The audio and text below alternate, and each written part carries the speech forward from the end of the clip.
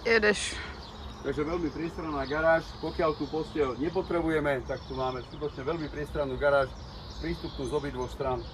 Vozidlo má 7,40 dĺžku, vonku v zadnej časti už máme pripravené držiaky na nosič bicyklov, horné aj spodné okienko, vetracie, človek nemá klaustrofóbiu pri tom.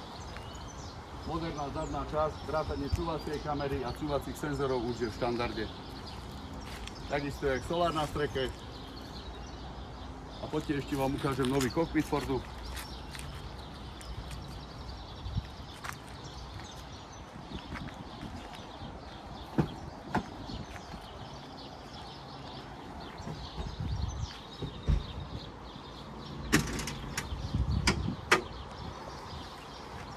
Je urobený veľmi moderne, s krásnym, veľkým, obrovským rádiom, v podstate displejom 14-palcovým a ponovom už s digitálnou palubovkou.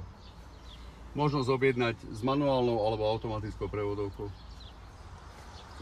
Takže toto je novinka Benimaru na rok 2026 s novými prvkami dizajnovými.